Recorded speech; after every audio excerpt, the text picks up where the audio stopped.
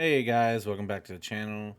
So, we talk about, how to get rid of debt, different types of investments, stuff like that. But really, one of the bigger questions that, or I'd say not maybe bigger, but one of the more frequent questions is, should I pay off my debt or should I invest, right? Because, everyone's got debt, right? You're not the only one.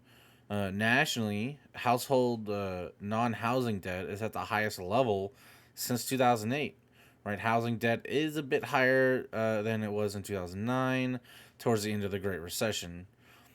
Should you strive to reduce your share of that credit card debt, student loan debt, housing debt, or should you place your money in a retirement savings account or some other type of investment? The short answer is going to be, yeah, you should do both. Um, the rule of thumb about paying debt versus investing. I mean, in general, the rule of thumb is going to be pay both, right? In fact, try to consistently contribute to three different things instead of two, right? Paying your debt off, right? Investing in your retirement, and an emergency fund. Even if that means you can only contribute $10 or $20 per paycheck per month, right, to retirement or savings in addition to debt payoff, it's worth doing, right? If you overcommit, to investing and only make minimum debt payments, you could wind up paying too much in interest over time, which can hamper your ability to buy a home or start a family, right? If you neglect investing entirely, however, you may fall short of your retirement goals. So there's, some factors that go into this decision, right? Because both investing and paying off debt are essential financial goals, right? And determining how to weigh each goal can be complicated, right? So let's talk about some of these factors. So, debt interest rate. If you have a high interest rate credit card debt, focus on paying it off first, right? And the best way to really, like talk about this or look at this is just look at the numbers, right? Compare the rate of return on your investments to your credit card's, APR, the annual percentage rate. So historically, average rate of return for stock market investments is around 9 or 10%, right? While on average APR on credit cards is somewhere around 17 to 22% for most people. So if you're investing when you have credit card debt, you're likely paying a higher interest rate on your debt than you are earning via your investments. Unless you have a huge amount in investments, you end up losing money overall.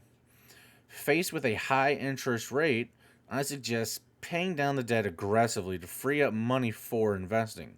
You want to be contributing to retirement early on because the money will earn interest, which then earns more interest, just compounding over time, right? Some debt interest rates tend to be lower. However, such as with student loans and mortgages, you know, you really, you don't need to be as aggressive with those as high interest debts, right? But they still need to be paid down. Debt amount is another thing, right? Your credit utilization rate is also important to think about when deciding how aggressively to go after debts. The higher your credit balances, the lower your credit scores. If you don't get your credit use back under control, you'll pay higher interest rates when you need to borrow again. If a credit card's balance exceeds 25 to 30% of your available credit limit, and you can only afford the minimum payment on all debts, you need to step back, take a look at your budget, right? Go over what you need to, right? Because lowering your credit utilization rate, right, the portion of your available credit that you're using, and improving your credit score can make your life easier in a lot of ways. Another thing is, another factor is going to be your time until you want to retire, or you're looking to retire. Because in general, you should avoid carrying debt into retirement, but some debts are worse than others. In a worst case scenario, federal student loan collection can result in garnishment of Social Security income. However, Social Security is typically exempt in bankruptcy proceedings. Some other things like tax considerations, right? Depending on your income, you may qualify for a tax return savers credit of up to 50% of your eligible contributions to your Roth or your traditional IRA. a 401k, and there's a couple other retirement plans, but they're not as popular, right? And there's some other tax benefits as well.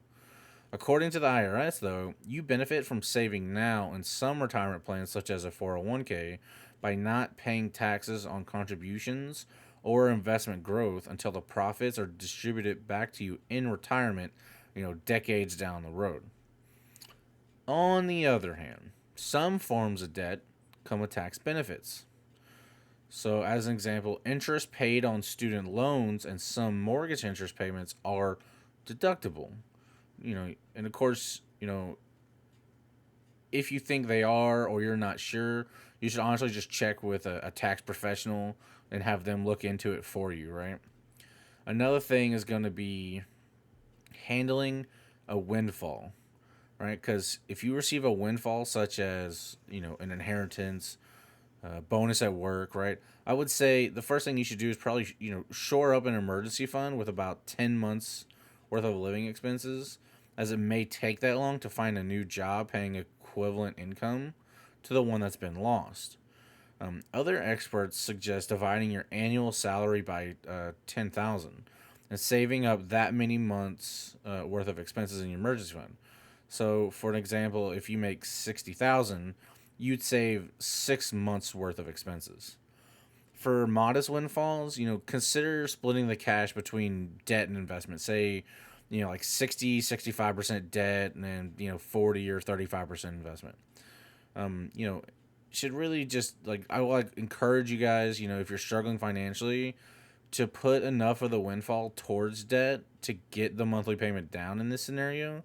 So that way the overall balance can be paid off in months rather than years. Some options to refinance or use a zero balance transfer.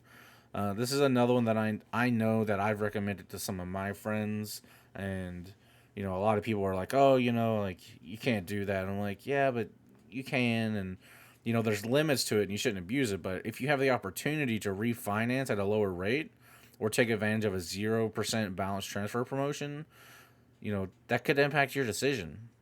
Right? Either strategy will reduce your interest rate costs, which reduces your monthly debt payments and allows you to increase your savings rate. This improves your financial world today, as well as the midterm and long term. The risky part with this strategy is resisting the temptation to continue spending on the old card, or maybe you have multiple cards, right? But if you're disciplined, it can allow for a much cheaper servicing of debt. It also allows for earlier and more substantial investment into retirement and non-retirement accounts. So why focusing on retirement generally works? Well, retirement plans and emergency savings are both critical pieces of your overall financial puzzle, and retirement should be a major priority. Dollars invested early on can have exponential impact on retirement earnings, right? That's going to be due to compound interest and market gains over time, right? Another thing is going to be 401k, employer matching, right? If offered, strive to at least meet your employer's match amount or percentage for a work-based 401k.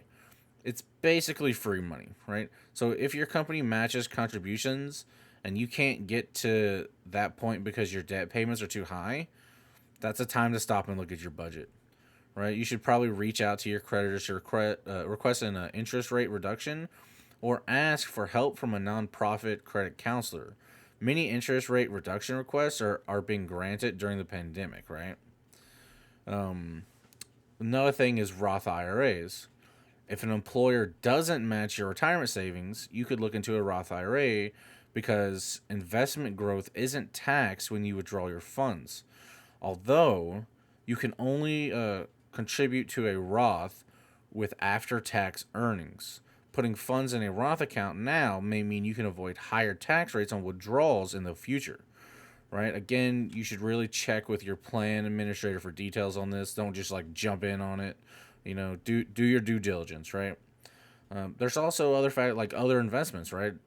Playing the stock market with apps may look fun, but be careful. I'm sure you've seen the Robinhood and M1 commercials everywhere.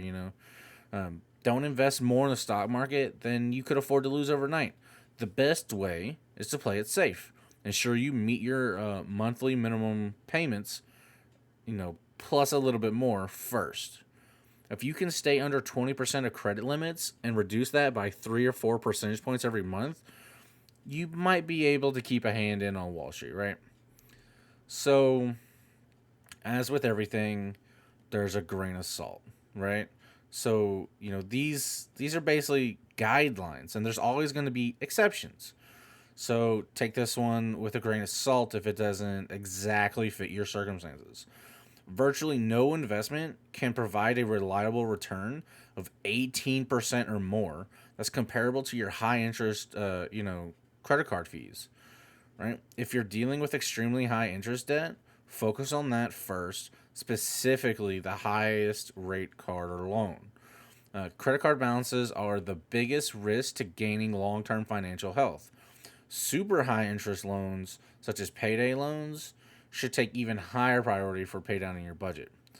The average person should always make monthly progress on both retirement and paying off debt, right? So, really, the answer to your question, like I said earlier, is you really want to do both, right? You really should be making progress on paying down your debt while making progress of building up your, investment or your retirement portfolio, right? So I would suggest getting a plan together and thinking of the best way to tackle what you need to tackle, right? I really hope you guys enjoyed this video.